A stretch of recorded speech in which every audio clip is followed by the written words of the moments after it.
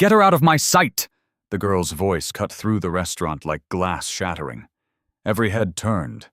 8-year-old Nadia Vale stood beside the table, her small hands clenched into fists, her eyes burning with a cold fury no child should carry. "I said I don't want her here," she shouted again, this time pointing directly at the waitress. The room fell silent. Claire Dawson froze mid-step, a tray trembling slightly in her hands. No one dared move, because Nadia Vale wasn't just any child. She was the daughter of Samir Vale, the billionaire who owned the entire building, and half the city beyond it. And she had just rejected the 20th caretaker in 3 months. But then, something changed. For the first time, Nadia didn't look away. She stared at Claire, like she recognized something no one else could see. Before we go on, tell me where you're watching from and what time it is there. And don't forget to subscribe, because this story might change the way you see people forever. What could a broken little girl possibly see in someone the world barely noticed? The city of Boston never truly slept, but in the quietest hours before dawn, even its tallest towers seemed to hold their breath. From the top floor of one of those towers, the skyline stretched endlessly beyond glass walls, polished to perfection. Inside, everything was silent. Too silent. Samir Vale stood alone in the dim light of his private office, one hand resting against the cool surface of the window. Below him, the city pulsed with life, cars moving like streams of light, distant sirens echoing faintly, people rushing toward places that mattered. But none of it reached him, because everything that mattered was somewhere else. Or perhaps already lost. Behind him, the office reflected a life most people could only dream of.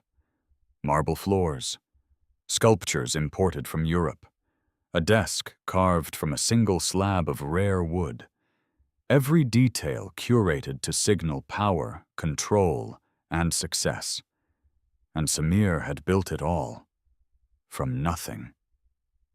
Or at least, that was what the world believed. Few knew the truth, that his empire, Vale International, wasn't just built on sharp deals and relentless ambition. It was built on sacrifice, long nights, broken relationships, and one loss he could never recover from. A soft knock echoed from the door. "Sir?" a voice said carefully. Samir didn't turn immediately. His reflection stared back at him. Sharp suit, composed posture, expression unreadable. A man who had mastered control in every aspect of life, except one. "Come in," he said finally. Marcus Reed, his head of security, stepped inside. He was a large man, steady and disciplined, the kind of presence that reassured most people. But not today. "There was another incident," Marcus said quietly.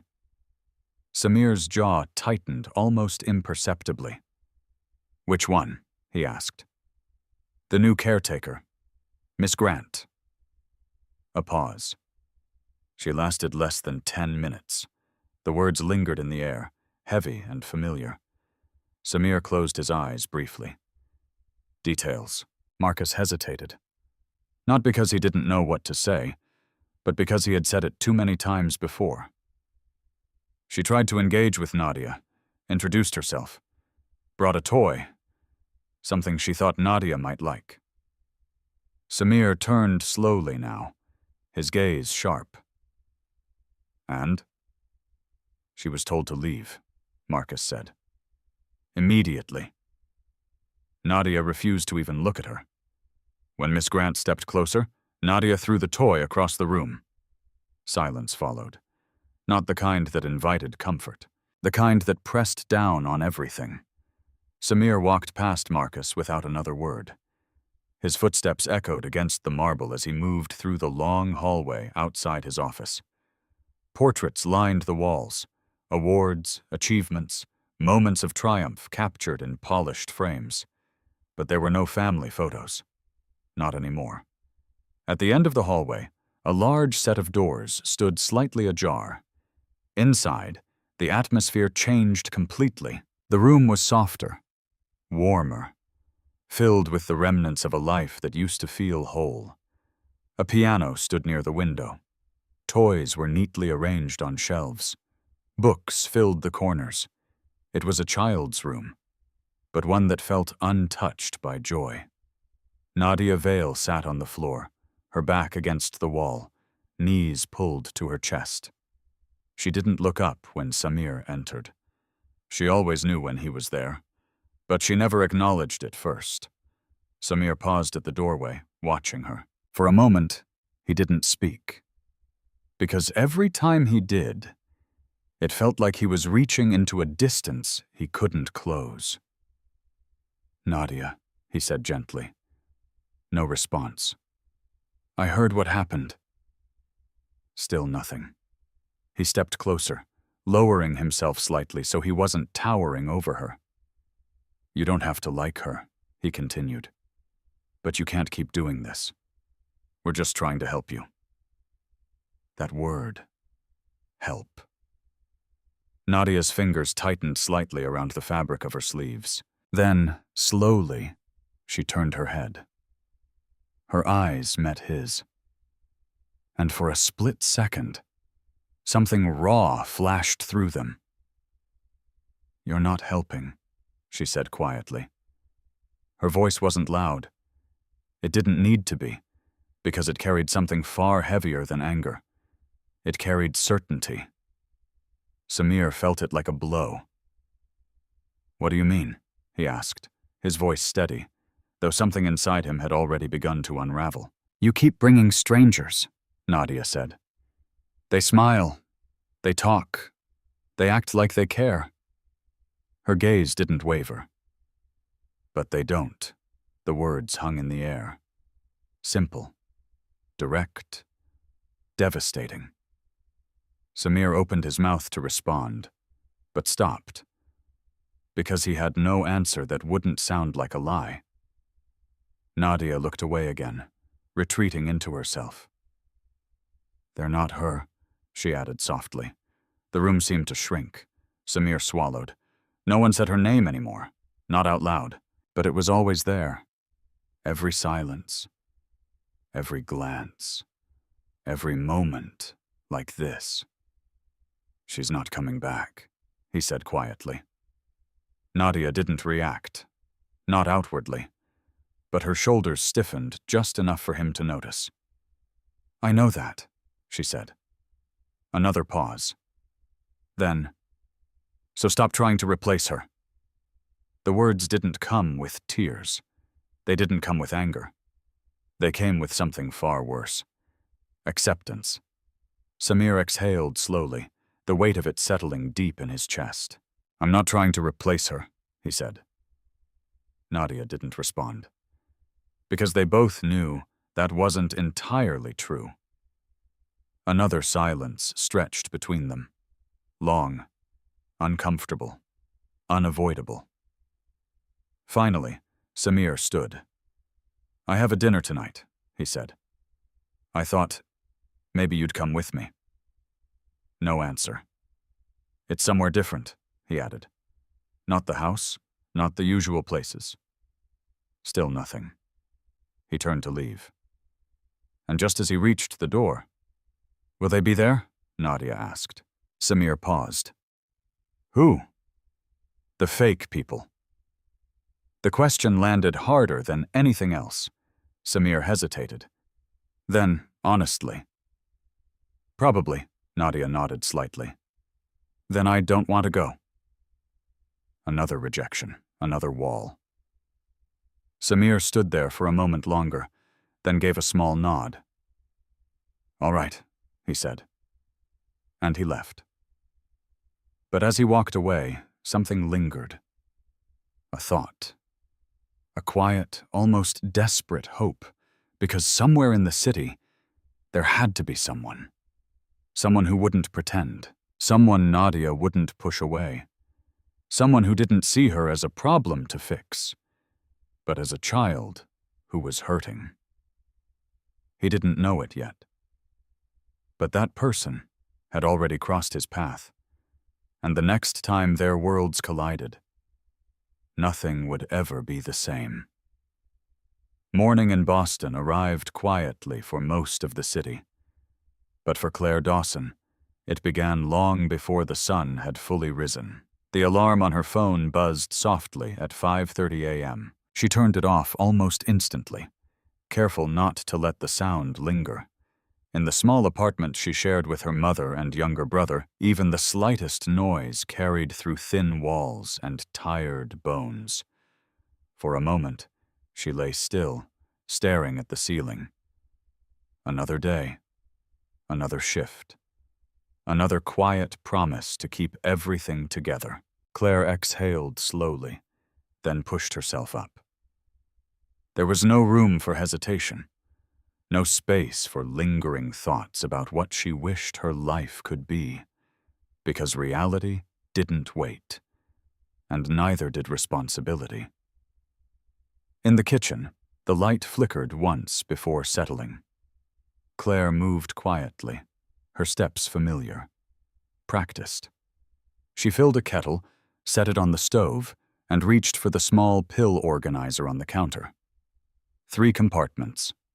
Morning, afternoon, night. She opened the first one and placed the pills beside a glass of water. A soft cough echoed from the next room. Claire turned immediately. "I'm up," she called gently. Her mother, Helen Dawson, appeared in the doorway a moment later, wrapped in a thin robe, her face pale but warm with a faint smile. "You're up early again," Helen said. Claire smiled back, though there was a hint of apology in it. "I have a double shift today." Helen nodded, but her eyes carried something deeper. "You've had double shifts all week." Claire didn't respond right away. Instead, she guided her mother to the small table and handed her the water. "Take these first," she said softly. Helen studied her daughter for a moment before taking the pills. "You don't have to carry everything on your own, Claire." Claire leaned lightly against the counter. "I'm not," she replied. "We're just getting through it." It wasn't entirely true, but it was enough. From the hallway, footsteps approached. "Is there coffee?" a sleepy voice asked. Mason Dawson shuffled into the kitchen, his hair unkempt, his backpack slung over one shoulder. He looked barely awake, but determined. Claire poured a cup and slid it toward him. "Big exam today?" she asked. Mason nodded, taking a sip. "Yeah. If I pass this one, I'm officially halfway through the semester." Claire smiled. "That's my genius brother." He smirked slightly. "Only because you're working yourself to death so I can stay in school." The words were meant as a joke, but they landed heavier than either of them expected. Claire shook her head gently. "Hey, that's not how this works. You study, you graduate. That's the deal." Mason didn't argue, because deep down, he knew she was right, and because he knew she would never let him give up. By the time Claire stepped outside, the air was still cool, the streets just beginning to stir. She pulled her jacket tighter around herself and started walking toward the bus stop. The city felt different at this hour. Quieter. Honest. Like it hadn't yet put on its mask. Claire preferred it that way. At the restaurant, the pace changed instantly. By the time she tied her apron and stepped onto the floor, the calm of the morning had already been replaced by movement, noise, expectation. "Claire, table 12 just sat," Greg Mercer called from across the room. "Got it," she replied. She moved quickly, but never rushed. There was a rhythm to her work, a quiet efficiency that didn't draw attention but never failed. Customers noticed, some more than others. At one table, a young couple struggled to calm their toddler, who was on the verge of a full meltdown. Claire approached carefully.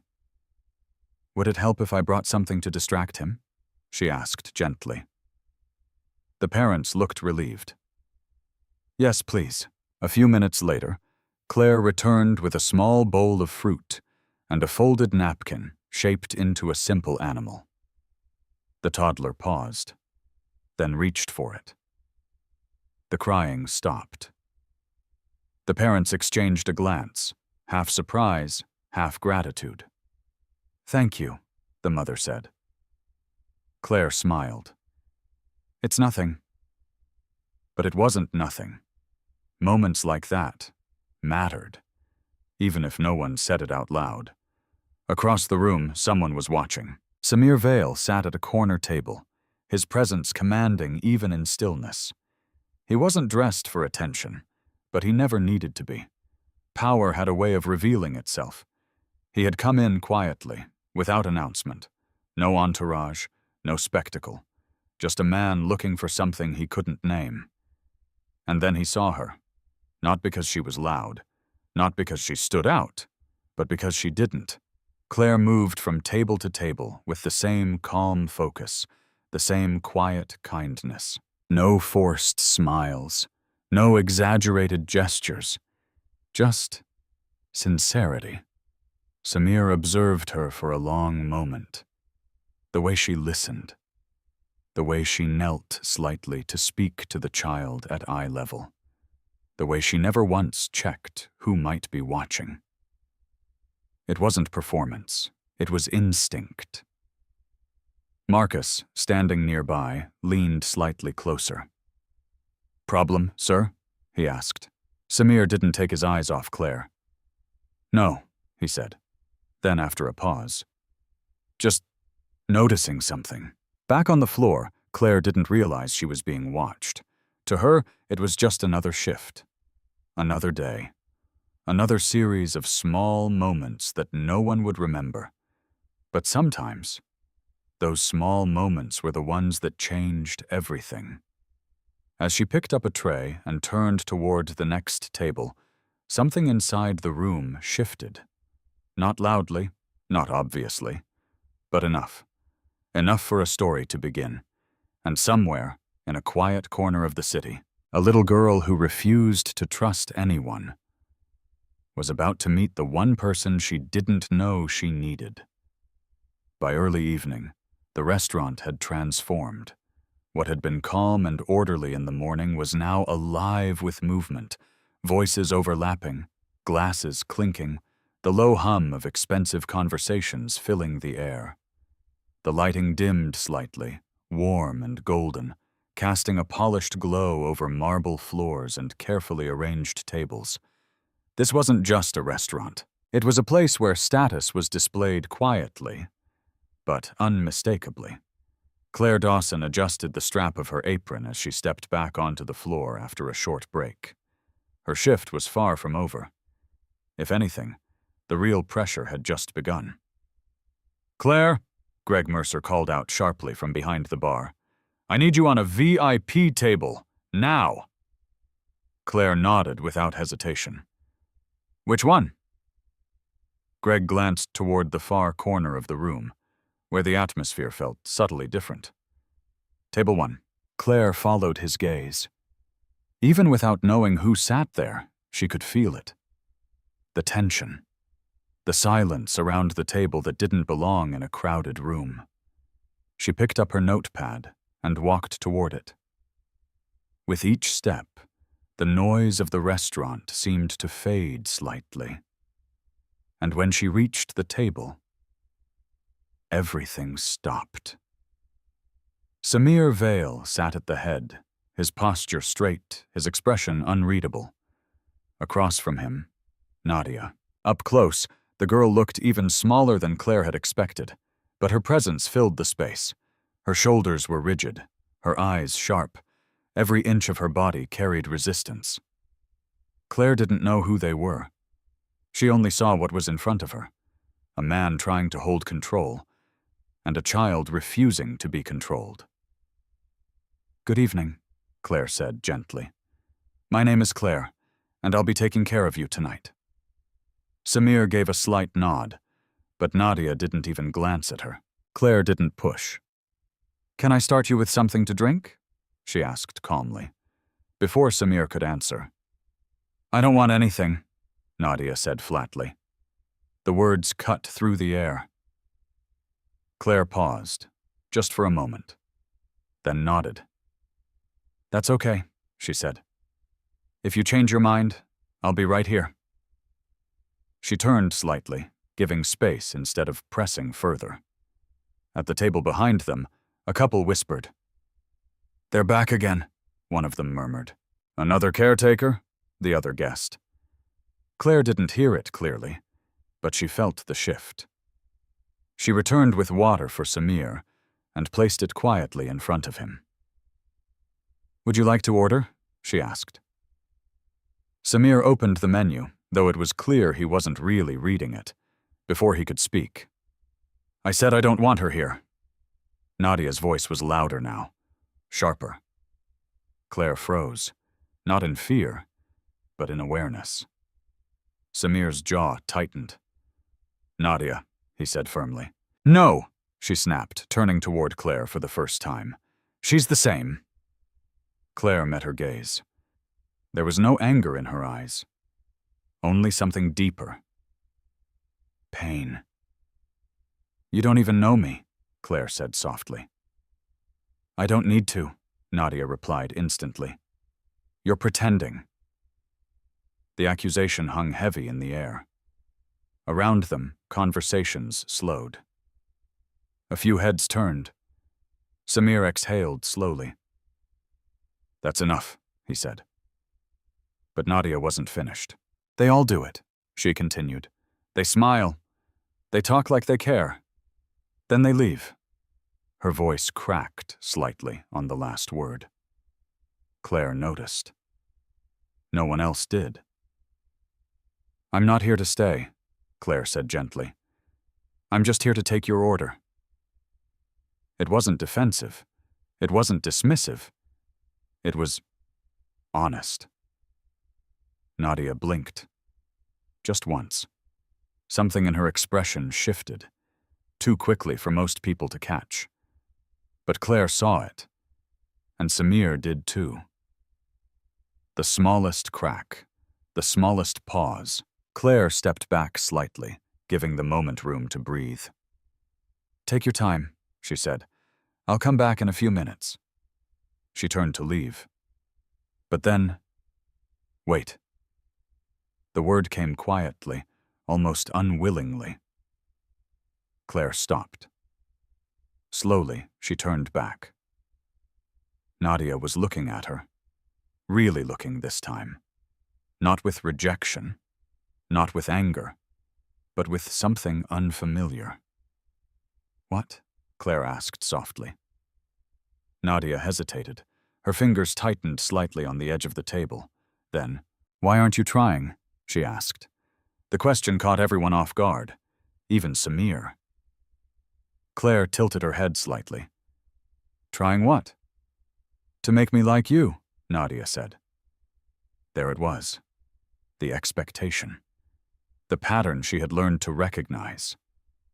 Claire didn't answer immediately. She stepped a little closer. Not enough to invade space, just enough to be present. "Because you don't have to," she said. Nadia frowned slightly. "What do you mean?" "I don't need you to like me," Claire explained gently.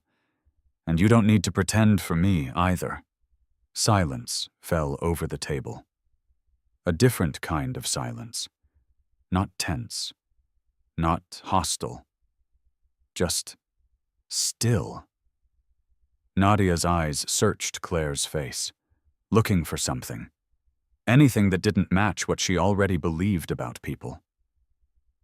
"You're weird," Nadia said finally. Claire smiled faintly.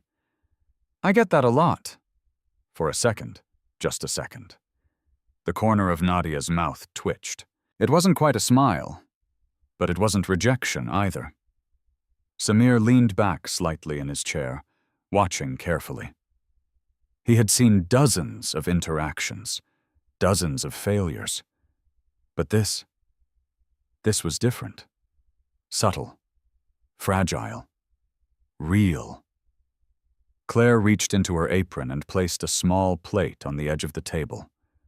A simple dessert. Nothing extravagant. "I brought this earlier for another table," she said. "They didn't want it. Thought you might."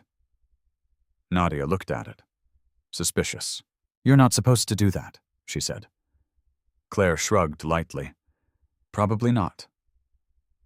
Another pause. Nadia stared at the dessert for a long moment. Then, slowly, she reached out, her fingers hovering just above it. The entire room seemed to hold its breath. Samir didn't move, didn't speak, didn't dare interrupt. Because for the first time in months, Nadia wasn't pushing someone away. She was considering. And in that quiet, delicate moment, everything changed. Just a little. But enough. Enough to make one thing clear. This wasn't like the others. And whatever was happening at that table, no one was prepared for what it would become. The dessert sat between them like a quiet question. Nadia's fingers hovered above it, then finally touched the edge of the small plate.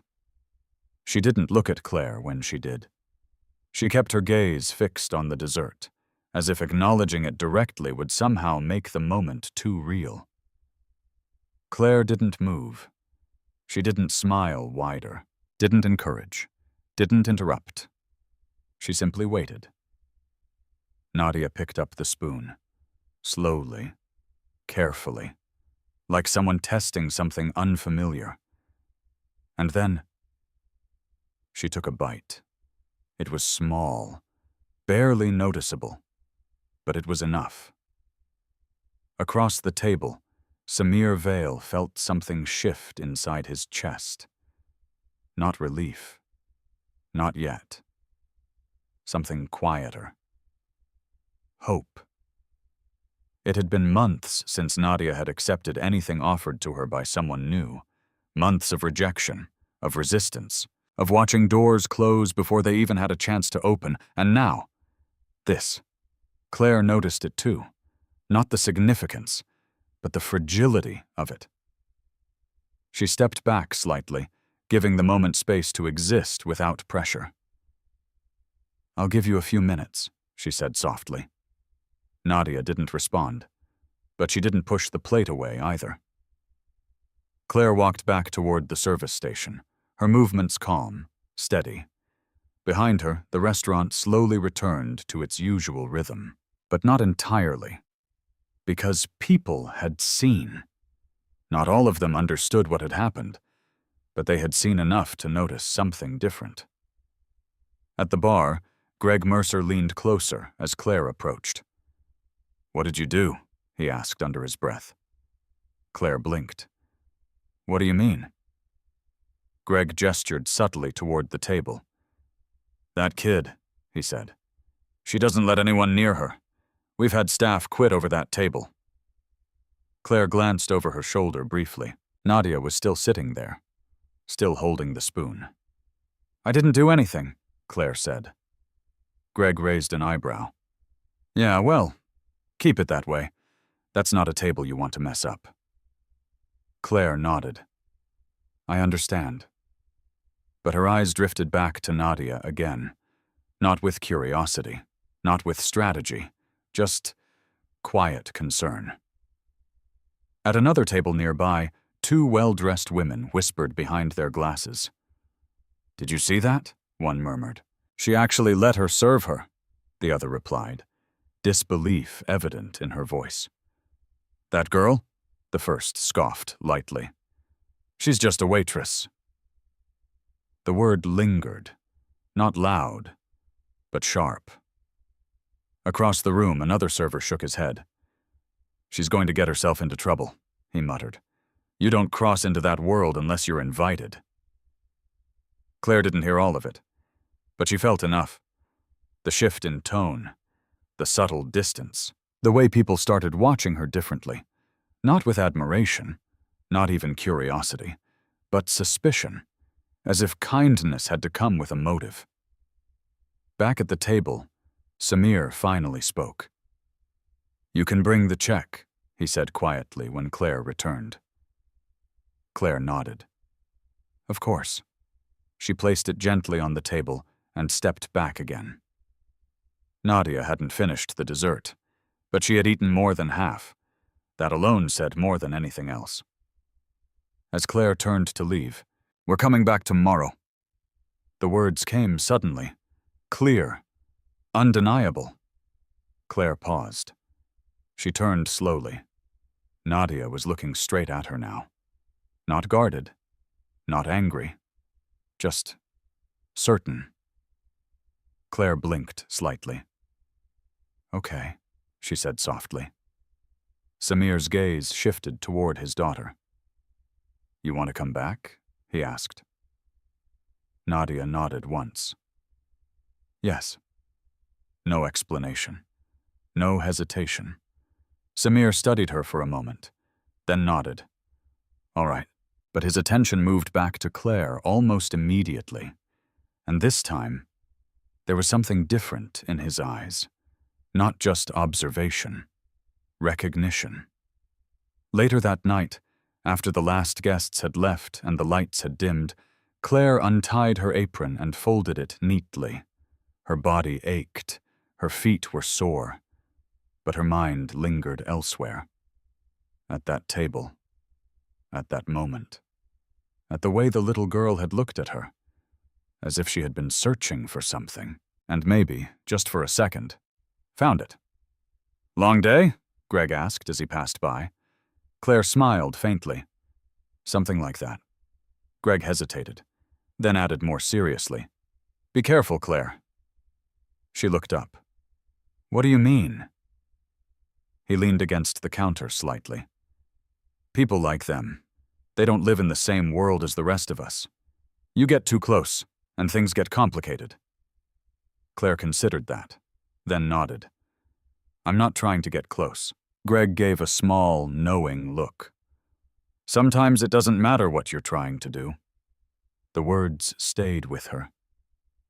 As she stepped outside into the cool night air, the city felt different again. Louder, colder, more distant. She pulled her jacket tighter and started walking. Behind her, the restaurant lights dimmed one by one. Inside that building, power moved quietly. Influence shaped lives. Decisions were made that most people would never understand, and somehow she had stepped into that world. Not by choice, not by ambition, but by accident. Or maybe not accident at all. At the same time, across the city, in a quiet, towering house filled with silence, Nadia Vale sat on the edge of her bed. The room was dim, still, unchanged. But something inside her wasn't. She held a small object in her hand. A napkin, folded into a simple shape. She stared at it for a long moment. Then, carefully, she placed it beside her pillow. For the first time in a long while, she didn't push it away, and somewhere, in the distance, a question began to form. Not about strangers, not about fear, but about something far more unfamiliar. Trust. And the next time she saw Claire Dawson, would that fragile thread hold, or would it break like everything else before it? The next evening arrived with a quiet kind of anticipation. Not the loud, glittering kind that usually filled Samir Vale's world. Something softer, more uncertain, more fragile. At precisely 7:15 p.m., the black sedan pulled up outside the restaurant. Samir stepped out first, adjusting his cufflinks out of habit, his expression composed, but his mind far from calm. Behind him, Nadia followed. She didn't hesitate. That alone was new. Marcus opened the door, scanning the surroundings out of routine. But even he couldn't ignore the subtle shift in the air. They weren't here out of obligation tonight. They were here because Nadia had chosen to come. Inside, the restaurant buzzed with its usual evening rhythm. But word had already spread. The girl was back. And so was the waitress. Claire Dawson stood near the service station, finishing up an order when she noticed them. Her movements slowed, just slightly. Not out of fear, not out of pressure, but awareness. This wasn't just another table anymore. She walked toward them calmly. "Good evening," she said, her voice steady. "It's nice to see you again." Nadia didn't answer immediately, but she didn't look away either. "That's my seat," Nadia said, pointing to the same chair as the night before. Claire nodded. "Then it's still yours." No correction, no amusement, just acceptance. Nadia sat. Samir followed, his eyes briefly meeting Claire's. There was something unspoken there, something he hadn't quite figured out yet. Claire handed them menus, though she already sensed they wouldn't be used much. "Can I bring you something to start?" she asked. Nadia shook her head. Samir ordered quietly, more out of habit than appetite. Claire wrote it down, then stepped back. "I'll be right back," she said. As she turned, a soft sound drifted through the air. It was faint, almost unnoticeable under the noise of the room, but Nadia heard it instantly. Her head lifted, her eyes narrowed slightly. Claire had stopped near the counter, her back turned as she arranged plates, and under her breath, she was humming. A simple melody. Slow, gentle, familiar. Nadia's fingers tightened around the edge of the table. Across from her, Samir froze. Because he heard it too. Not just the notes, but the memory attached to them. A song that had never been played in public, never recorded, never shared, only sung quietly, late at night, by one person. Nadia stood up. Suddenly, her chair scraped loudly against the floor, drawing attention. Samir looked at her. "Nadia?" But she wasn't looking at him. She was staring at Claire. At the sound. At the melody that seemed to pull something from deep inside her chest. Claire turned, surprised by the movement. Their eyes met. "What are you singing?" Nadia asked. Her voice wasn't angry. It wasn't defensive. It was something else. Demanding. Searching. Claire blinked slightly. "Oh, it's nothing," she said softly. "Just something I remember." "From where?" Nadia pressed. The room grew quieter. Not entirely silent, but close enough. Claire hesitated. "I don't really know," she admitted. "I heard it a long time ago." Samir stood slowly, his gaze fixed on her. "That's not a song you just hear," he said. Claire looked at him, a little confused now. "I was a kid," she explained. "There was this community center. They used to have small music nights. Someone would come and play for the children." Her voice softened as she spoke, as if she were stepping into a memory she hadn't visited in years.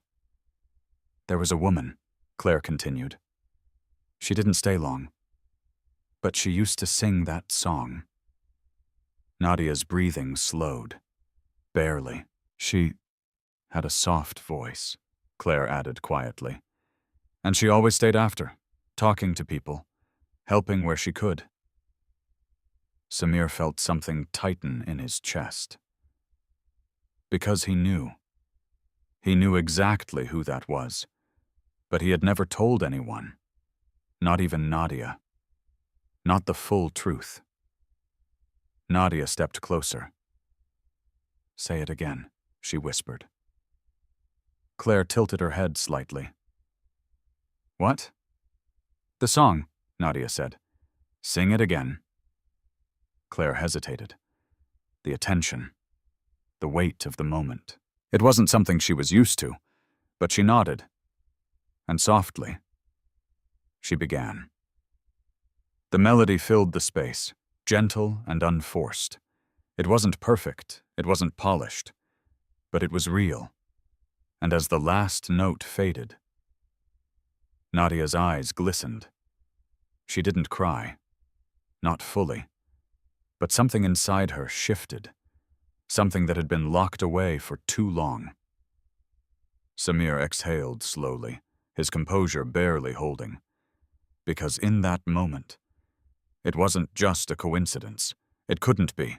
Claire stopped, a little unsure. "Did I do something wrong?" she asked quietly. Nadia shook her head. "No," she said. Then, after a pause, "You did something right." The words were simple, but they carried more weight than anything she had said before. Around them, people stared. Whispers began again. How does she know that song? Who is she? This doesn't make sense. Claire stepped back slightly, giving Nadia space again. But the connection had already been made. Samir looked at Claire carefully now. Not as a waitress, not as a stranger, but as someone standing at the edge of something he didn't understand. And maybe something he had been searching for without realizing it. At the table, Nadia slowly returned to her seat. But she didn't pull away this time. She didn't shut down. She simply sat there, holding on to something new, something fragile, something unfamiliar. Trust. Claire returned to her work, but her mind lingered. She didn't know what that moment meant, didn't know why it mattered, only that it did. And across the room, Samir Vale made a quiet decision. He couldn't ignore this anymore, because whatever had just happened wasn't random, wasn't accidental.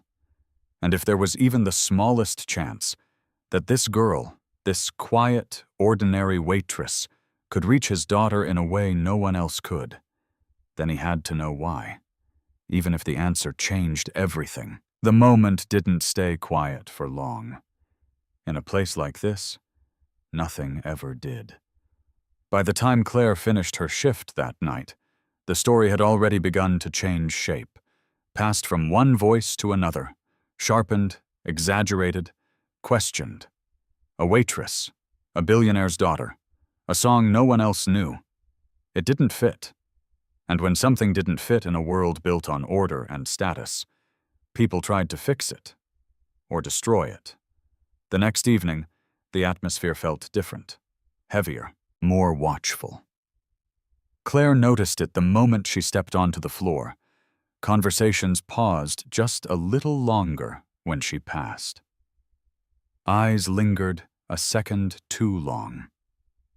Smiles came with something hidden behind them.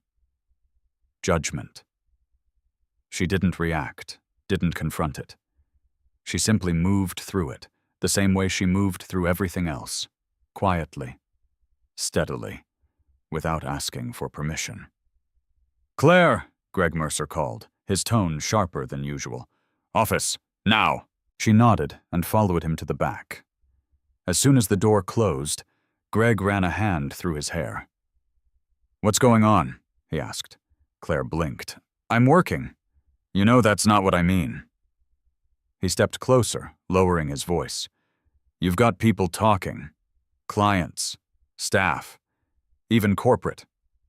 Claire frowned slightly. "About what?"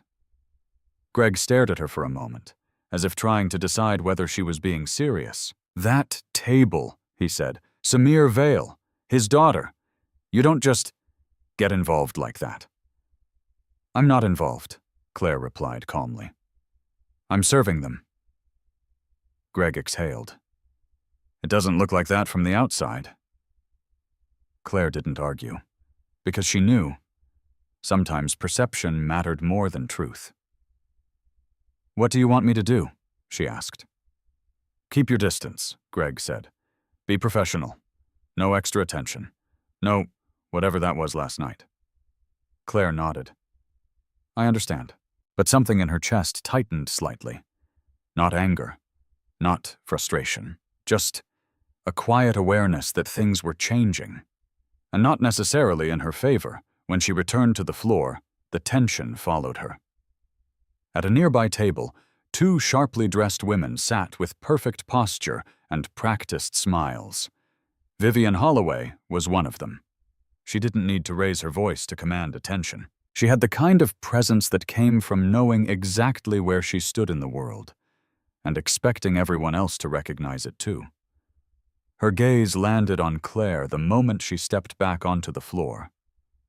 So that's her, Vivian said softly, lifting her glass. Her companion leaned in.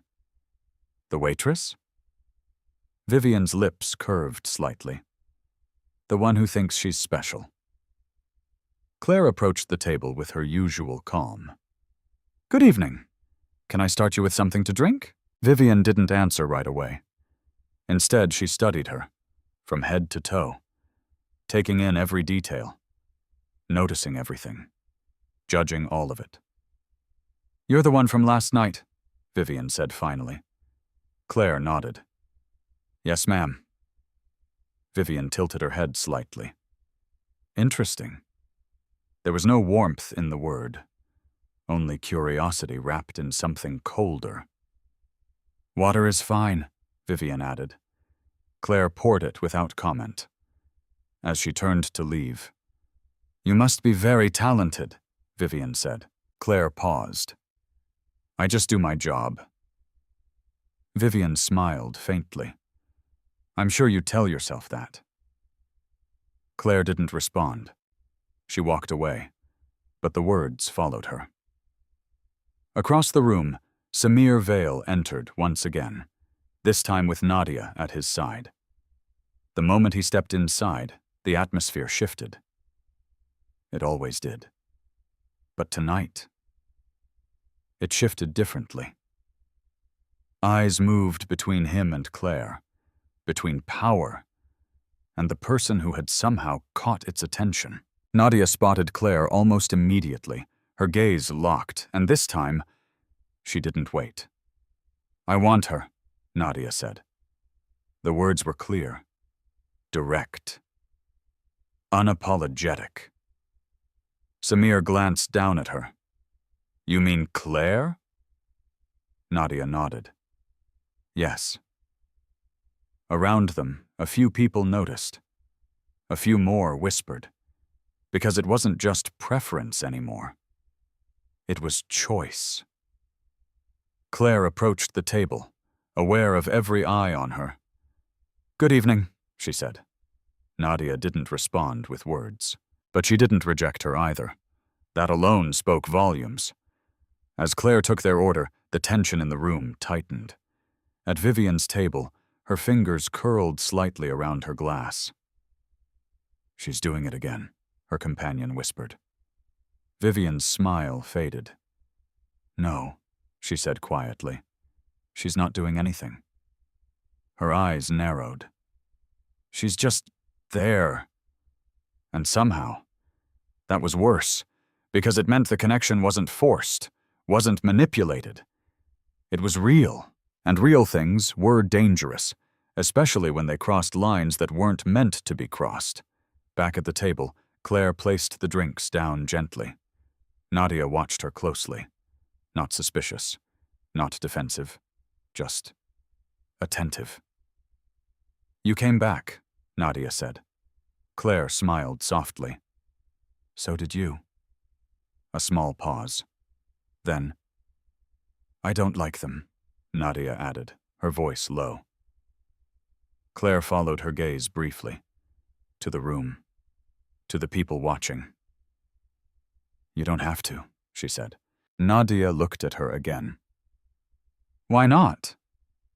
Claire shrugged slightly. Because not everyone needs to understand you. The answer settled between them. Simple, but powerful. Across the room, Vivian stood. Her chair moved just enough to draw attention. I think it's time we had a conversation, she said to her companion. And without waiting, she walked toward Claire, each step precise, deliberate, calculated.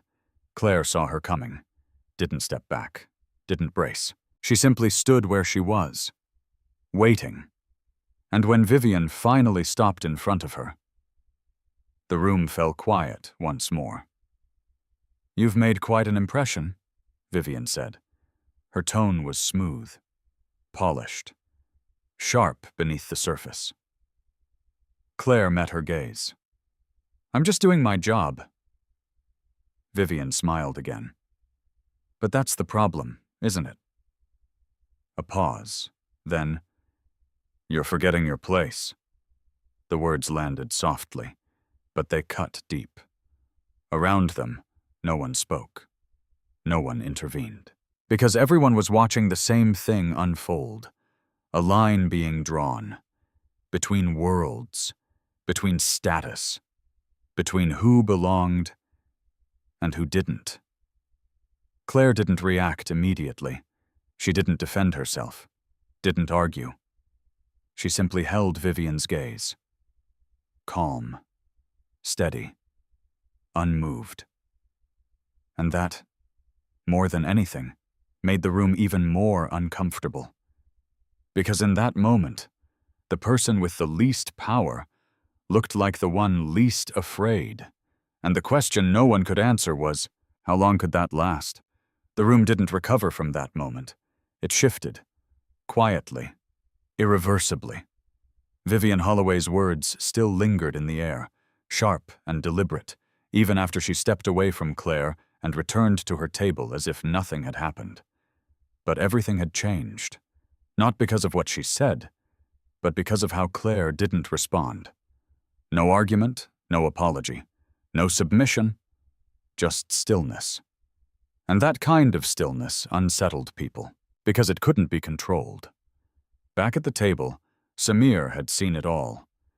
He didn't interrupt, didn't step in. But his eyes lingered on Claire a moment longer than before. Not questioning, not judging, measuring. Across from him, Nadia had also watched. And this time, her reaction wasn't quiet. "I don't like her," Nadia said flatly. Samir glanced at her. "Vivian?" Nadia nodded. "She talks like everyone else, like she's better." Samir didn't respond immediately, because he couldn't disagree. Before he could say anything, a sudden sound cut through the room. A glass shattered somewhere near the entrance. The sharp crash echoed loudly, drawing every head in that direction. A server rushed to clean it up. A customer raised their voice in frustration. The atmosphere tightened instantly. Noise. Movement. Too much at once. Nadia's fingers curled against the edge of the table. Her breathing changed. Fast. Uneven. Samir noticed immediately. "Nadia?" he said, his tone shifting. She didn't answer. Her eyes darted around the room, taking in every sound, every movement. The lights, the voices, the pressure. It was too much. Too fast. And suddenly, she stood up. Hard. Her chair scraped loudly across the floor again. "No," she whispered. Then louder. "No." People turned. Whispers started. Samir stood quickly. "It's okay," he said. "We can leave." But Nadia shook her head violently. "I don't want them here," she said, her voice rising. "Make them stop." The room fell into that uncomfortable silence again, the kind filled with confusion and judgment, a child losing control in public. Samir stepped closer, lowering his voice. "Nadia, look at me," he said gently. But she didn't. She stepped back, then turned, and ran. The movement was sudden, unexpected, a small figure darting through a room full of people who didn't know how to react. "Nadia!" Samir called, his voice breaking through his usual composure. Marcus moved instantly, but even he hesitated, because chasing her would only make it worse. The restaurant erupted into murmurs. "What's happening? Is she okay? Should someone—" But no one moved. No one knew how. Except one person. Claire had already stepped forward. Not running. Not rushing. Just moving with quiet purpose. She followed Nadia's path, weaving through tables, past startled guests, until she reached the hallway leading toward the back exit. Nadia was there, pressed against the wall, her hands covering her ears, her eyes squeezed shut. "No, no, no," she whispered. Claire stopped a few feet away. She didn't step closer immediately, didn't speak right away. She simply stayed there, present, still, letting the moment breathe. "Nadia," she said softly. No response. Claire lowered herself slightly, not to match eye level, because Nadia wasn't ready for that, but to remove the sense of height, of pressure. "It's loud in there," Claire continued gently. A small nod, barely visible. "You don't have to go back right now," Claire added. Nadia's breathing was still fast, uneven, but she wasn't pulling away. Claire glanced briefly at the nearby door. "Do you want some quiet?" she asked. No answer, but no resistance either. Claire took that as enough. She moved slowly, reaching for the door behind her and opening it just enough to let in the cool night air. A soft breeze slipped inside, carrying with it the distant sounds of the city, muted, steady, manageable. Claire stepped back again, giving Nadia space. "You can stay here," she said. "No one's going to make you do anything." The words settled, different from the others. No instructions, no expectations, just permission. Nadia's hands slowly lowered from her ears. Her breathing didn't normalize completely, but it eased. Just a little. Enough. A few seconds later, footsteps approached. Samir stopped at the entrance to the hallway, his chest rising and falling slightly faster than usual. He saw them. Nadia. Standing. Not running. Not breaking further. And Claire. Not touching her. Not forcing anything. Just there. He didn't step in. Didn't interrupt, because something told him, if he did, he might undo whatever fragile balance had just been created. Inside the hallway, Claire spoke again. "You're safe," she said quietly. Nadia opened her eyes. Slowly. Her gaze met Claire's. Not searching this time. Not questioning. Just present. "Why didn't you chase me?" Nadia asked. Claire shrugged slightly. "Because you weren't trying to get away," she said. "You were trying to breathe." The answer hung in the air. Simple, but undeniable. Nadia looked down, then back up, and for the first time, without hesitation, she stepped closer. Not into Claire's arms. Not fully. But enough to close the distance. Enough to show trust. Behind them, Samir watched. Silent. Still. Because in that moment, his daughter wasn't rejecting the world. She wasn't pushing people away. She was reaching. In the only way she knew how. And the person she reached for wasn't a therapist, wasn't a caretaker, wasn't someone trained to fix her. It was someone who simply understood, without trying to, without forcing it. And that realization, more than anything, changed everything. Because now the question wasn't whether Claire could help Nadia. It was something far more complicated, far more dangerous. What would happen if she left? The hallway remained quiet long after the noise from the restaurant faded into the background. For a few fragile moments, it felt like a different world. A smaller one. A safer one. Nadia stood near the open door, the cool night air brushing against her face, her breathing finally beginning to steady. Her shoulders relaxed, just slightly, but enough for Samir to notice. Claire stayed where she was.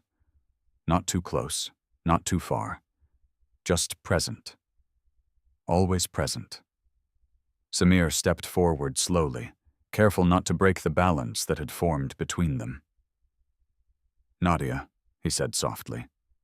"This time?" She looked at him. Not with resistance, not with anger, but with something unfamiliar. Calm. "I'm okay," she said. The words were simple, but they carried more weight than anything else she had said in weeks. Samir nodded, exhaling quietly. "I know," he replied. He turned his gaze toward Claire. For a moment, neither of them spoke, because some conversations didn't begin with words. They began with understanding. "Thank you," Samir said finally. Claire shook her head gently. "You don't have to thank me." "I do," he said. "You did what no one else has been able to do." Claire hesitated. "I didn't do anything special," she replied. Samir studied her.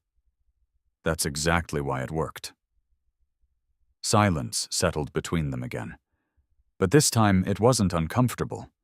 It was thoughtful, measured, as if both of them were standing at the edge of something neither had planned. Samir glanced briefly at Nadia, who had now stepped slightly closer to Claire again, as if instinctively returning to the only place that felt steady. Then he made a decision. "Claire," he said. She looked at him. "I'd like to speak with you." There was something in his tone, not commanding, not distant, but serious. Claire nodded. Of course. A few minutes later, Nadia was escorted back to the private dining area with Marcus, away from the main crowd, where the noise was controlled and the space felt less overwhelming. Claire and Samir remained in the hallway. Alone. For the first time. Samir didn't rush, didn't immediately explain. He took a moment, choosing his words carefully. "I've had specialists," he began. "Doctors, therapists, caretakers, some of the best people money can find." Claire listened quietly, and none of them could reach her, he continued. "Not even close." Claire glanced toward the door where Nadia had been. "She's not broken," Claire said softly. Samir's eyes shifted back to her. "I know," he replied, "but I didn't understand her." That admission hung in the air. A billionaire. A man who controlled entire industries. Admitting he didn't understand his own daughter. Claire didn't judge it, she just accepted it. "She doesn't trust people who try too hard," Claire said. "It feels fake to her." Samir nodded slowly. "I see that now." Another pause. Then, "I want to ask you something," he said. Claire felt it before he said it. The weight of it. The direction this was going. "I want you to work with Nadia," Samir said. Claire blinked, not shocked, but caught off guard. "I already do," she said gently, "when you come here." "That's not what I mean." Claire held his gaze. Samir took a step closer. Not to intimidate, but to be clear. "I want you to come to the house," he said. "Spend time with her. Help her, in whatever way she needs." The words were simple, but the implications were not. Claire looked away for a moment. Processing. "I'm not trained for that," she said. "I don't want someone trained," Samir replied. "I want someone real." Claire exhaled slowly. My job is here, she said. I can't just leave. You wouldn't have to, Samir said. We can arrange something. Flexible hours. Compensation. Claire shook her head slightly. It's not about money. Samir paused, because that answer was rare. Claire continued, her voice steady. I have responsibilities, she said. My family depends on me. I can't take risks I don't understand. Samir considered that, then nodded. Fair enough. For a moment, it seemed like the conversation might end there. But then, from inside the room, Nadia's voice called out, Claire? Just one word. But it changed everything. Claire turned instinctively. Samir watched her. And in that moment, he understood something clearly. This wasn't about hiring someone. This wasn't about control. This was about connection. And connection couldn't be forced. Claire hesitated only briefly before stepping toward the door. But before she entered, she stopped, turned back. If I do this, she said quietly, it's not as an employee. Samir met her eyes. What do you mean? It means I won't pretend, Claire said. I won't follow scripts. I won't tell her what she's supposed to feel. Samir nodded. That's exactly what I need. Claire held his gaze for a moment longer. Then, she nodded. Okay, she said. Not a contract, not a negotiation, just a choice, a simple human choice. And inside the room, Nadia looked up as Claire entered. The tension in her shoulders eased instantly, as if something had been restored, something she didn't know how to name. Samir remained in the hallway for a moment longer. Alone again. But not in the same way as before. Because for the first time in a long time, there was a path forward. Unclear, unpredictable, but real. What he didn't see was the figure standing at the far end of the corridor, watching, silent, unmoving. Vivian Holloway, her expression calm, composed, but her eyes cold, calculating. Because from where she stood, this wasn't just a coincidence. This wasn't just a connection. This was a disruption. And disruptions had consequences. The question was no longer whether Claire Dawson would enter their world. She already had. The real question now was, would that world accept her or destroy her? The Vale estate stood at the edge of the city like a world apart. Tall gates, perfect symmetry, silence that felt controlled. When Claire Dawson first stepped through those gates, it didn't feel like entering a home. It felt like entering something designed to look like one. Marcus escorted her inside without unnecessary conversation. His presence was steady, professional, but his eyes carried a quiet curiosity. Not suspicion, just observation. Inside, the space was vast. High ceilings, polished marble floors, everything in its place, everything untouched. Claire followed carefully, her steps soft against the floor. She wasn't intimidated, but she was aware of the difference, of the distance between her life and this one, and of how easily people could lose themselves in it. At the far end of the hallway, Nadia was waiting. She wasn't sitting, wasn't hiding. She was standing, watching. You came, Nadia said. Claire smiled gently. I said I would. Nadia nodded once, as if that mattered more than anything else. Claire stepped closer, but not too close. Do you want to show me around? She asked. Nadia hesitated, then turned. without a word. Claire followed. They moved through the house slowly, not like guests, not like strangers, but like two people trying to understand a place that didn't quite feel alive. "This is the music room," Nadia said eventually, stopping in front of a closed door. Her hand hovered near the handle, but she didn't open it right away. Claire noticed. "You don't go in?" she asked softly. Nadia shook her head. "Not anymore." A pause. Then, "It was hers." Claire didn't ask who. She already knew. Nadia opened the door slowly. The room inside felt different, warmer, less perfect. A piano stood near the window, slightly worn but carefully maintained. Shelves lined the walls, filled with sheet music, journals, small decorative pieces that didn't match the rest of the house's polished aesthetic. This room had been lived in, loved. Claire stepped inside quietly. She didn't touch anything, didn't move too far. She just looked and felt.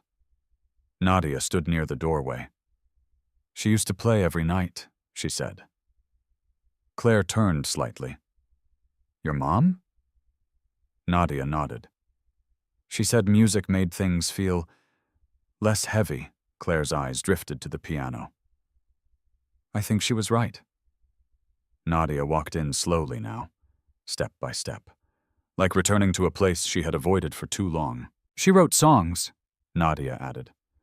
"Not for people. Just for us." Claire felt something stir inside her chest. A faint echo. A memory she couldn't quite reach.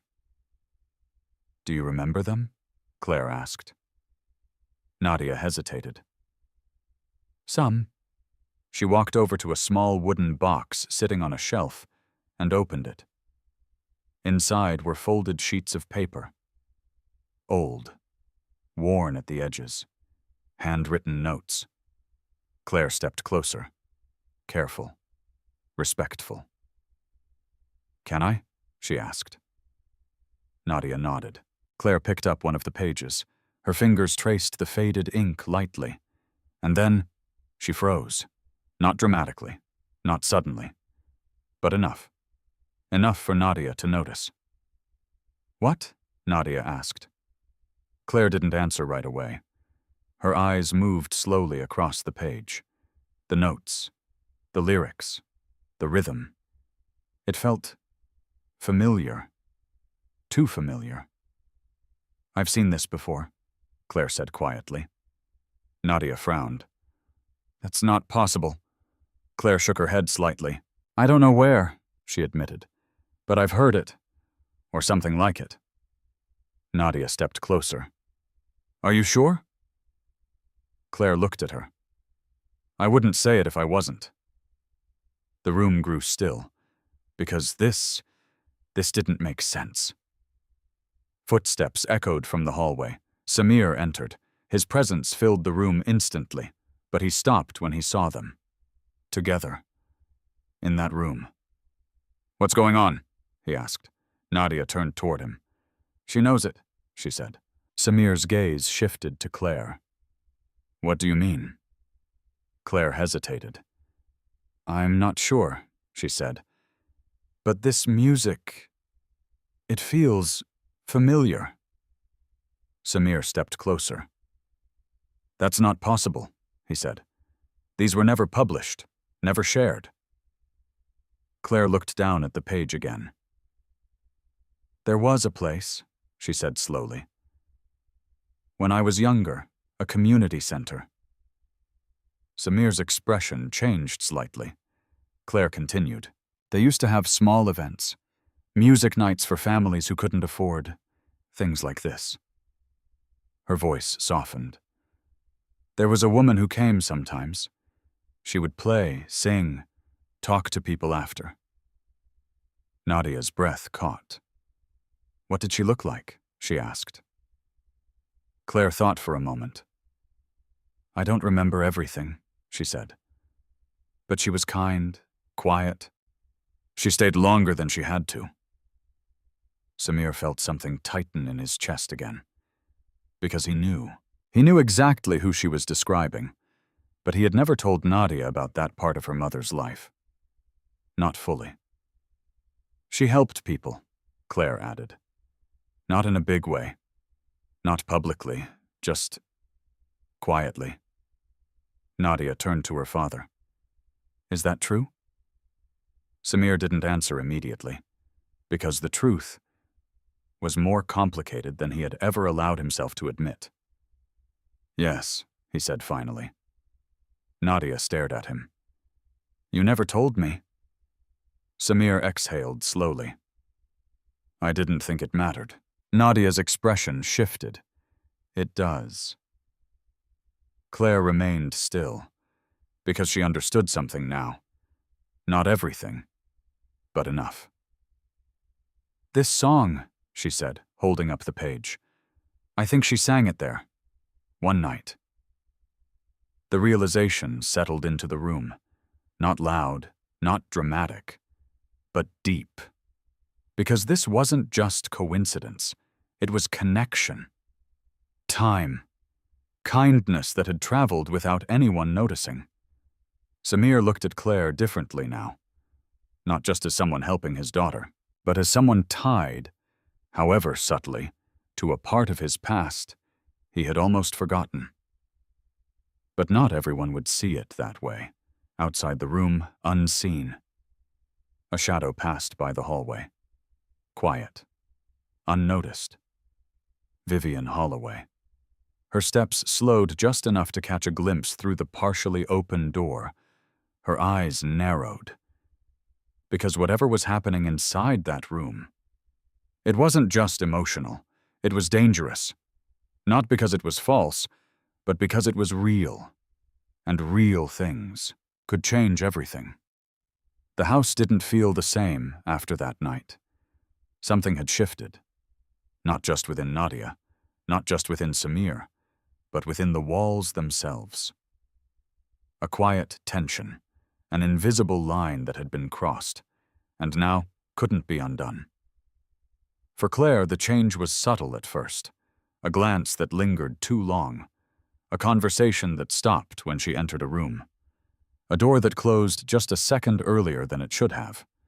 She didn't question it, didn't confront it, but she felt it, the way people do when something unseen begins to turn against them. It started with Evelyn Cross. The housekeeper had always been polite, controlled, professional. But now, there was something else beneath it, something colder. You should be careful, Evelyn said one afternoon as Claire passed through the hallway. Claire paused. Careful of what? Evelyn's lips pressed into a thin line. This house has its rules, she said, and people who forget them don't last long. Claire met her gaze calmly. I'm not trying to stay, she replied. Evelyn's eyes flickered. People rarely are, she said. Then she walked away. The warning stayed behind. That same evening, Samir had been called into an unexpected meeting, something urgent, something that required his full attention across the city. For the first time since Claire had entered the house, he wasn't there, and that was all it took. Vivian Holloway arrived shortly after, unannounced, unquestioned, because people like her didn't need permission. They carried it with them. Nadia was in the music room when Vivian entered the house. Claire was with her. They were sitting quietly. No pressure, no structured activity. Just presence. Claire had learned that silence, when it felt safe, could do more than words. You seem comfortable, Vivian's voice cut in from the doorway. Nadia stiffened immediately. Claire turned. Vivian stood there, poised as always, her expression unreadable, but her eyes sharp. This isn't your place, Nadia said flatly. Vivian smiled slightly. I could say the same thing, she replied, her gaze shifting to Claire. Claire stood slowly. "I was invited," she said calmly. Vivian took a step into the room. "Were you?" she asked. "Or did you invite yourself into something you don't belong in?" The words were quiet, controlled, but deliberate. Claire didn't respond, not immediately, because she knew this wasn't a conversation. It was a setup. Vivian turned her attention back to Nadia. "You shouldn't trust people so easily," she said softly. "Especially people who know how to make you feel things." Nadia's expression darkened. "She doesn't lie," Nadia said. Vivian tilted her head. "Doesn't she?" A pause. Then, "I wonder," Vivian continued, "how someone like her just happens to know things about your family that no one else does." Claire felt it then. The shift, the direction this was going. "That's not what happened," Claire said quietly. Vivian looked at her. "Then explain it," she said. Claire hesitated, because explaining it wouldn't make it sound any less suspicious. "I heard the song when I was younger," she said, "at a community center." Vivian's smile returned. Slow, calculated. "And you expect us to believe that?" Nadia stepped forward. "I do," she said. Vivian's gaze softened slightly, but only on the surface. "That's because you want to," she said gently. Then she turned back to Claire. "Do you know how many people would love to be in your position right now?" Vivian asked. "Inside this house, close to someone like Samir Vale." Claire's voice remained steady. "I didn't come here for that." Vivian nodded. "I'm sure that's what you tell yourself." The tension in the room tightened. Nadia looked between them, confusion starting to creep in. "She helped me," Nadia said. "That's all." Vivian crouched slightly, bringing herself closer to Nadia's level. "And what happens when she leaves?" she asked softly. "What happens when she's done and moves on to the next opportunity?" Claire felt something twist inside her chest. "That's not fair," she said. Vivian stood again. "Fair?" she repeated. "This isn't about fair. It's about reality." She reached into her bag and pulled out a tablet. With a few quick movements, she turned it toward Claire. "Reality looks like this." On the screen, security footage, grainy, clipped, edited. Claire froze. It showed her. From the restaurant, multiple angles, moments taken out of context, pauses that looked intentional, interactions that now felt staged. "This is what it looks like," Vivian said. "Someone observing, waiting, positioning herself." Claire shook her head slightly. "That's not what I was doing." Vivian didn't raise her voice. Didn't need to. "Intent doesn't matter," she said. "Perception does." Nadia stared at the screen, then at Claire. For the first time, doubt flickered, just for a second. But it was enough. Claire saw it, and it hurt more than anything else. "I didn't lie to you," Claire said softly. Nadia didn't respond, because now she didn't know what to believe. Footsteps echoed from the hallway. Evelyn entered, followed by Marcus. Both of them had clearly been called.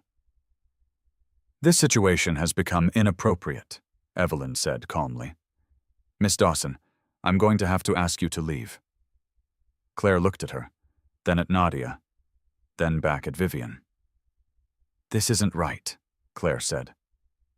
Vivian's expression didn't change. "It's necessary." Nadia stepped back slightly. Not away, but not forward either. And that distance, that hesitation, said everything. Claire exhaled slowly. She didn't argue. didn't beg, didn't defend herself further. Because she understood something now. Once doubt entered, it spread. Quietly, quickly, and no amount of explanation could stop it. She turned to Nadia. "I'm not who she says I am," Claire said gently. Nadia's eyes filled slightly, but she didn't speak. Claire nodded once, then turned, and walked out. Not rushed, not dramatic. Just gone. The door closed behind her with a soft click, and in that moment, the house felt colder than it ever had before. Inside the music room, Nadia stood frozen. Because something inside her, something fragile, had just been pulled away again. And this time, she didn't know if it would come back. The house felt different the moment Claire left.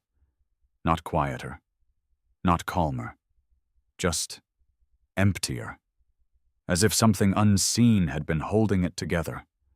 And without it, everything had begun to drift apart. Nadia didn't say anything that night. She didn't scream, didn't argue, didn't cry. She simply walked out of the music room, past Vivian, past Evelyn, past everyone, and closed her bedroom door. From the inside, Samir returned late. The city had kept him longer than expected. Meetings, negotiations, decisions that shaped millions of dollars. But none of it followed him through the door. Because the moment he stepped inside, he felt it. The shift. Marcus met him in the hallway. "There was an incident," he said quietly. Samir's expression hardened. "What kind of incident?" Marcus hesitated. "Miss Dawson is no longer here." The words landed heavier than they should have. Samir stopped walking. "Why?" Marcus glanced briefly toward the upper level. "Ms. Holloway intervened," he said. "There were concerns raised." Samir's jaw tightened. "What concerns?" Marcus didn't answer immediately. Instead, he handed over a tablet. Samir took it. The same footage. The same clips. Edited. Distorted. A narrative created from fragments. He watched it all the way through. Without interruption. Without reaction. Then, he lowered the device slowly. "This is incomplete," he said. Marcus nodded. "I thought so too." Samir looked at him. "Who authorized this?" "Ms. Holloway," Marcus replied. "She acted in your absence." A long silence followed. Because now, this wasn't just about Claire. It was about control, trust, and the lines that had been crossed without his consent. "Where is she?" Samir asked. "At her apartment, as far as we know," Marcus said. Samir nodded once. "Get me everything," he said. "Unedited footage, all angles, all timestamps." Marcus didn't question it. "Yes, sir." Upstairs, Nadia hadn't moved. The napkin still sat beside her pillow, the one Claire had folded. She stared at it. For a long time. Then, slowly, she picked it up. Her fingers tightened around it. And this time, she didn't stay silent. "Dad!" Her voice echoed through the house, sharp, urgent. Samir moved instantly. He reached her room in seconds, opening the door without hesitation.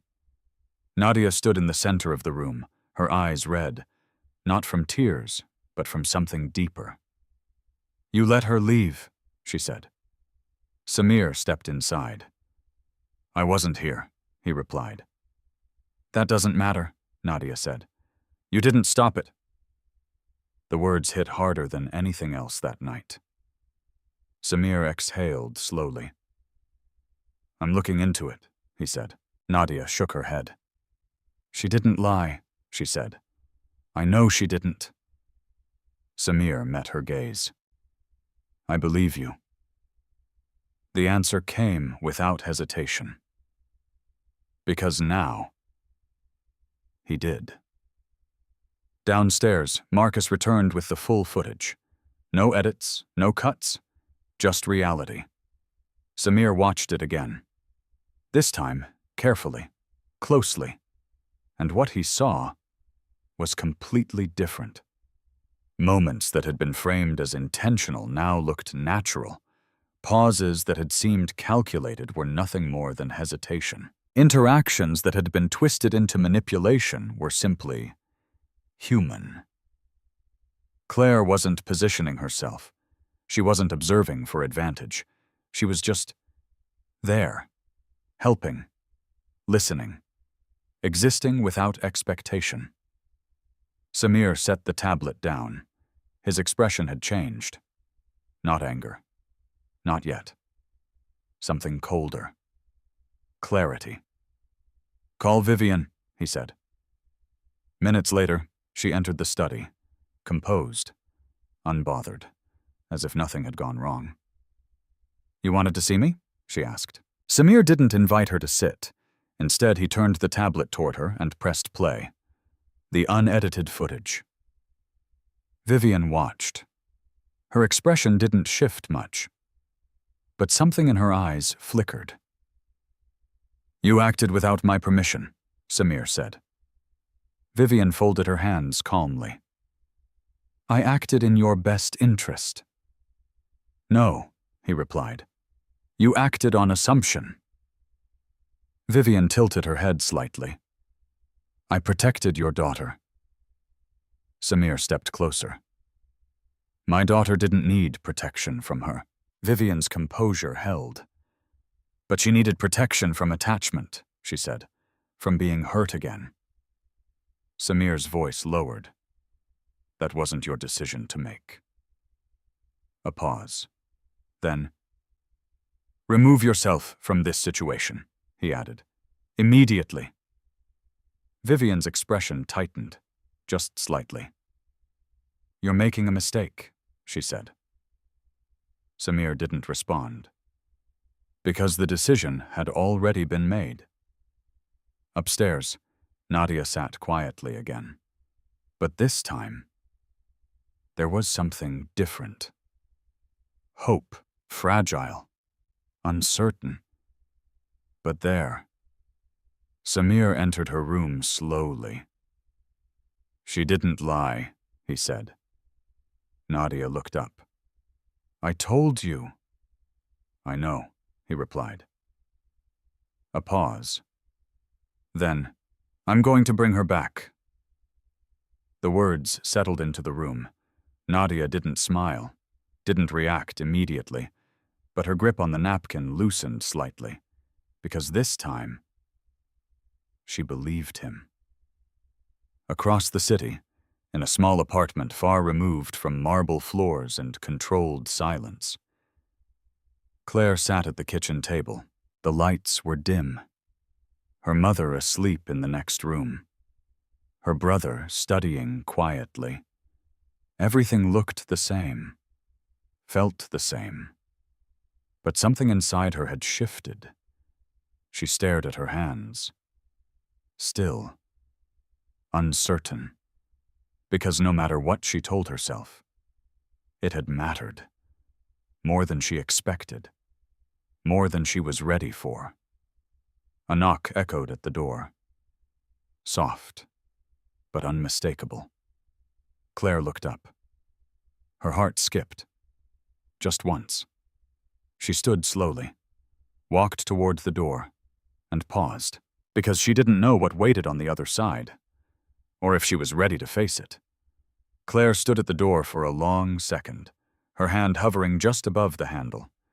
The knock had been soft, respectful, not urgent, but it carried weight. The kind that didn't leave easily. Behind her, the apartment was quiet. The faint hum of an old refrigerator.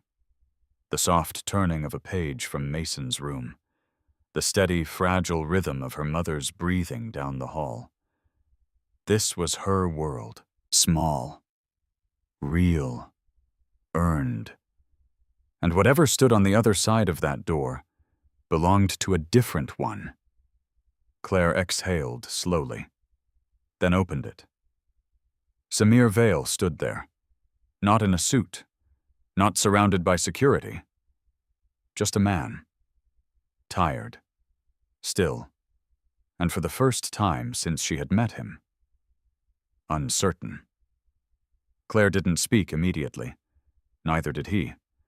Because some apologies didn't begin with words. They began with presence. "I'm sorry," Samir said finally.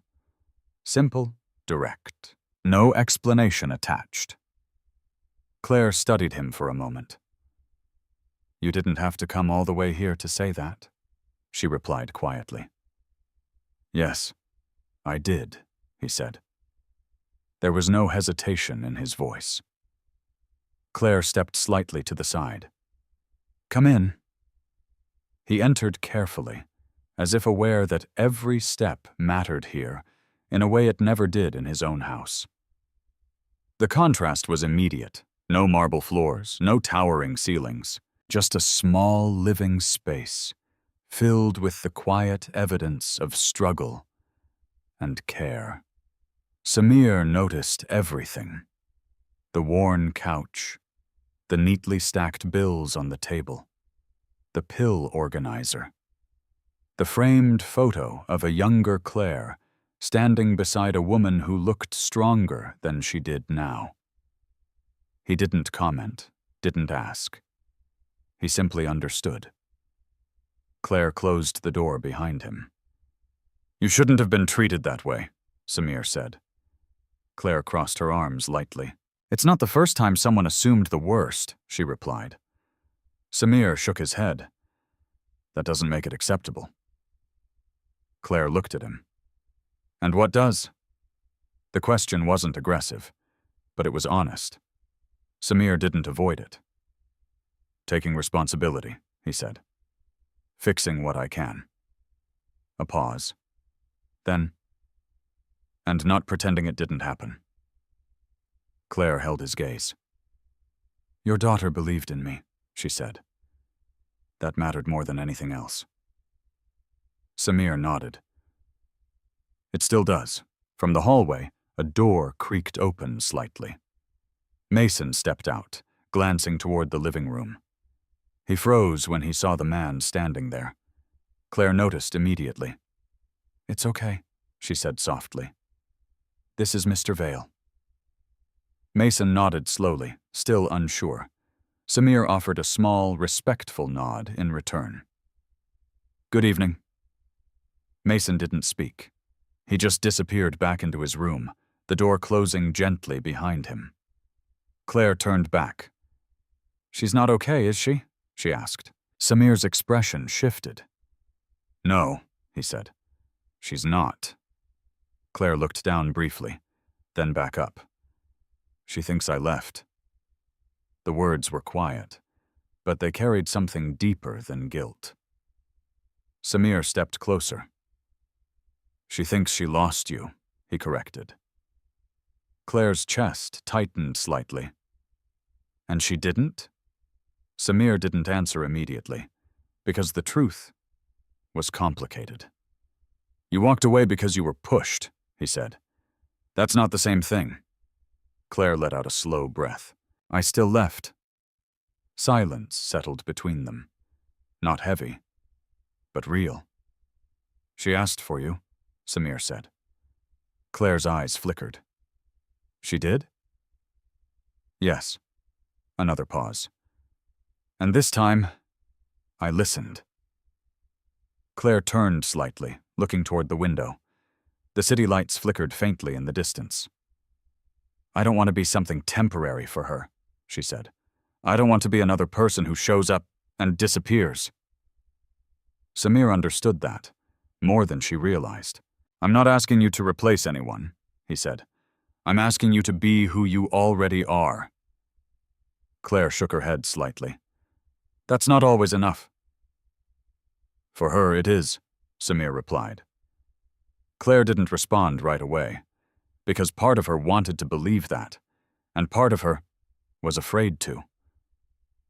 "What about everything else?" she asked. "The people in your world who don't want me there?" Samir's voice steadied. "That's my responsibility." Claire looked at him. "Will you actually handle it?" A simple question, but one that carried weight. Samir met her gaze without hesitation. "Yes." The certainty in his voice was different this time. Not controlled, not distant, but grounded. Claire studied him for a long moment. Then she nodded. "Okay," she said softly. Samir exhaled. Not relief, not entirely, but something close. "When can you come back?" he asked. Claire glanced toward the hallway. "My mom needs me in the mornings," she said, "and I still have my shifts." "We'll work around it," Samir said. Claire smiled faintly. "You're not used to that, are you?" He allowed the smallest hint of a smile in return. "No." Another pause. Then, "Thank you," he said. Claire shook her head again. "Don't thank me yet." Samir turned toward the door, but before he reached it, "Mr. Vale." He stopped, turned back. Claire stepped closer. "If I come back," she said, "it's not for you." Samir nodded. "I know. It's for her." "I know." Claire held his gaze for one last second, then stepped back. Samir left quietly. The door closed behind him with a soft click, and for a moment, everything stood still. Claire leaned lightly against the door, her eyes closed briefly. Because she knew this wasn't just a choice, it was a turning point. One that would change more than just Nadia's life. Back at the Vale estate, Nadia sat on her bed, the folded napkin still beside her. She stared at it, waiting, not knowing what would happen next, but hoping, for the first time in a long time, that something good might come back. And this time, stay. The next morning didn't feel like a reset. It felt like a continuation, a quiet extension of everything that had already begun to change. At the Vale estate, the usual rhythm of control had softened, not disappeared, but shifted, less rigid, less distant. Samir stood in the kitchen, not the formal dining area, not the office, but the actual kitchen where meals were prepared. It was a place he rarely entered. Today, he stayed, watched, listened. "Mr. Vale?" Evelyn Cross asked, her tone carefully neutral. He didn't look at her immediately. "I want changes," he said. She paused. "What kind of changes?" Samir turned. "The kind that make this house feel like a home." The words weren't dramatic, but they landed heavily. Evelyn straightened slightly. "I'll do what I can." "No," Samir said calmly. "You'll do what's needed." A brief silence followed, because this wasn't a request. It was direction. Upstairs, Nadia sat at the piano, not playing, just sitting. Her fingers rested lightly on the keys, but she didn't press them. She was waiting, not impatiently, not anxiously, just waiting. When the sound of the front door echoed faintly through the house, her head lifted. Her heart didn't race, but something inside her shifted. A quiet recognition. Footsteps moved through the hallway. Familiar. Steady. And then, Claire appeared at the doorway. Nadia didn't run, didn't shout. She simply stood. For a moment they looked at each other, and everything that had been uncertain settled.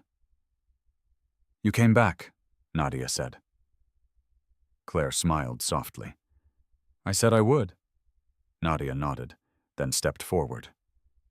This time, she didn't stop halfway. She closed the distance completely. Not dramatic, not overwhelming, but real. Claire didn't react with surprise. She didn't hug her tightly, didn't make it into something bigger than it needed to be. She just stood there, letting the moment exist. Downstairs, Samir watched from a distance. He didn't interrupt, didn't step in, because he understood now. Some things didn't belong to him to control. As the days passed, the changes became clearer. Not sudden, not overwhelming, but consistent. Claire didn't replace structure. She reshaped it. There were still schedules, still routines, but they were built around Nadia, not imposed on her. Instead of forcing conversations, Claire listened. Instead of correcting behavior, she asked questions. And slowly, Nadia responded. She began eating more regularly. Not perfectly, but willingly. She started speaking more, not constantly, but honestly. And most importantly, she began to trust again. One afternoon, Claire sat with Nadia in the music room. The piano was open. The sheets spread out. "You don't have to play it exactly how it's written," Claire said. Nadia frowned slightly. "Then what's the point of the notes?" "They're just a guide," Claire replied. "The feeling matters more."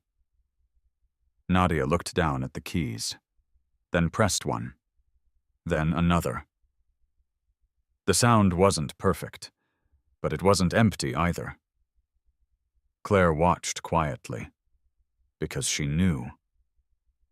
This wasn't about music. It was about expression. Across the house, reactions varied. Some staff adjusted. Some resisted. Evelyn remained professional, but distant. Marcus observed everything without interference, and Vivian Holloway didn't return. But her absence didn't erase what she had done. It lingered. In memory. In caution. In the awareness that not everyone would accept this change easily. One evening, Samir called a small gathering. Not a public event. Not a spectacle. Just a few trusted associates, close staff, and key figures in his inner circle. Claire hadn't been told the full purpose. Only that she was expected to be there. She arrived in simple clothing, nothing extravagant, nothing designed to impress, just herself. And that alone set her apart. As conversations filled the room, subtle glances passed between guests. Curiosity, judgment, confusion. But no one spoke openly. Not yet. Samir stepped forward. The room quieted. Not instantly, but inevitably. "Thank you for coming," he said. His voice was steady, clear, and carried authority without effort. "I wanted to address something directly," he continued. His gaze moved across the room. Then, it stopped on Claire. "For a long time, I believed control was the same as care," he said. A pause. But I was wrong. The admission shifted the room, subtly, but undeniably. "My daughter didn't need more structure," he went on. "She needed honesty. She needed patience." He stepped slightly closer to Claire. "And she found that in someone I almost lost, because I listened to the wrong voices." The room grew still. Because now, this wasn't just acknowledgement, it was correction. Claire didn't move, didn't react outwardly, but she felt it. The weight of being seen, not as a role, not as a position, but as a person. Samir continued.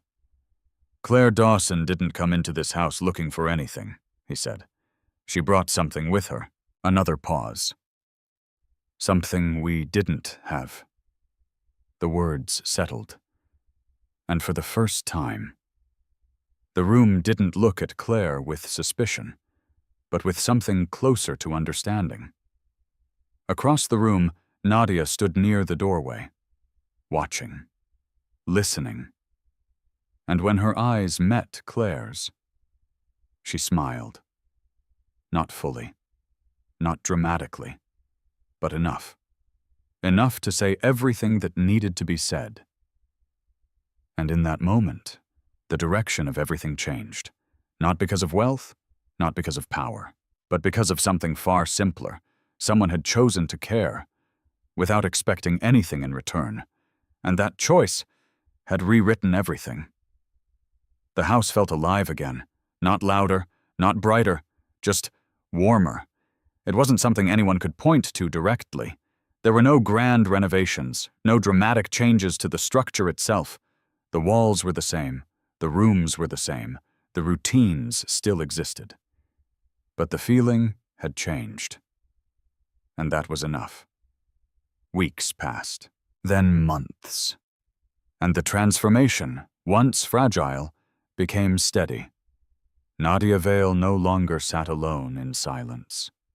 She moved through the house with a quiet confidence, her steps no longer hesitant, her eyes no longer guarded. She still had moments of withdrawal, moments when the past lingered too close, but they no longer defined her. They no longer controlled her. Because now, she wasn't facing them alone. One afternoon, sunlight poured gently through the windows of the music room.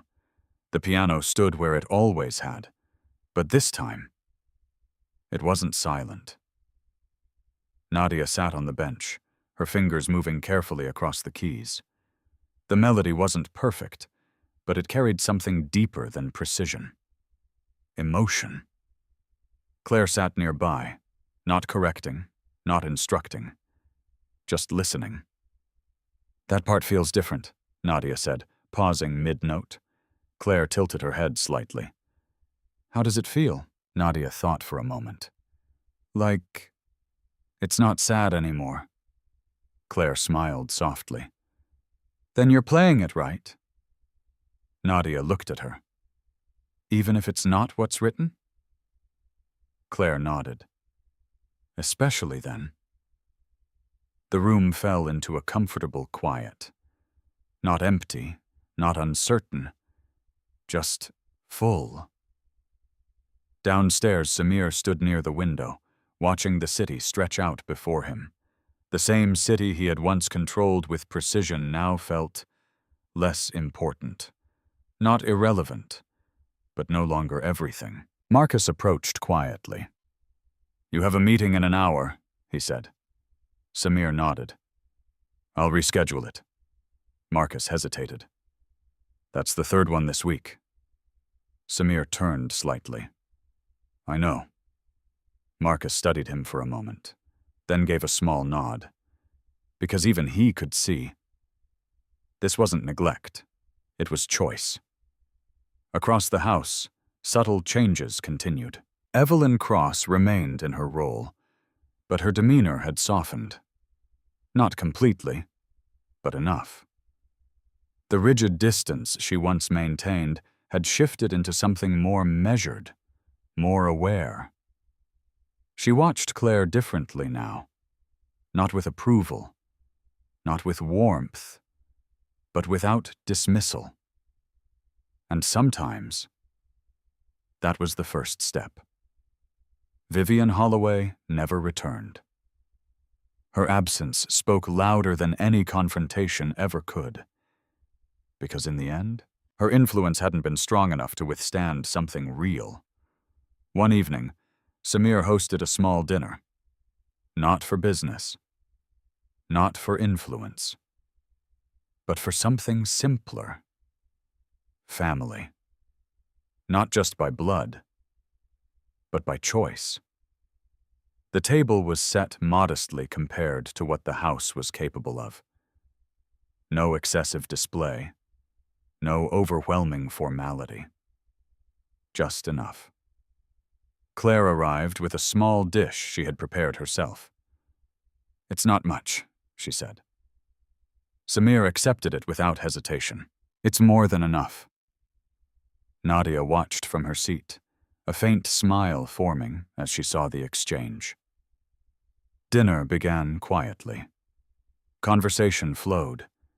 Not forced, not structured. Real. At one point, Nadia looked up from her plate. "Can I say something?" she asked.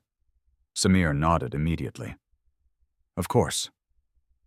Nadia glanced briefly at Claire, then back at her father.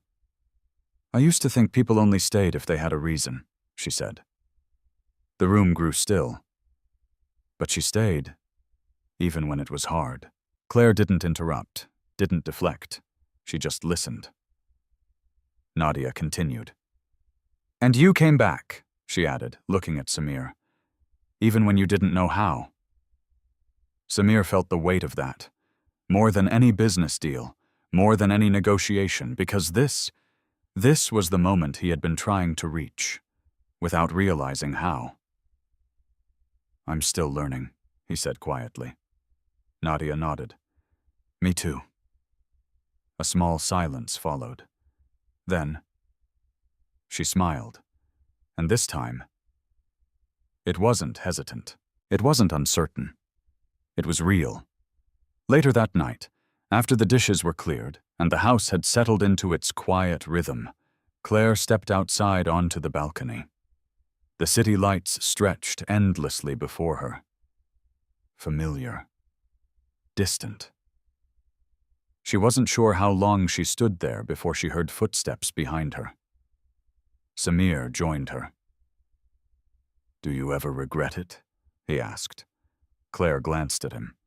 "Regret what?" "Getting involved," he said. "Stepping into something complicated." Claire looked back at the city, then shook her head. "No," she said. A pause. "Do you?" Samir considered that. Then, "No."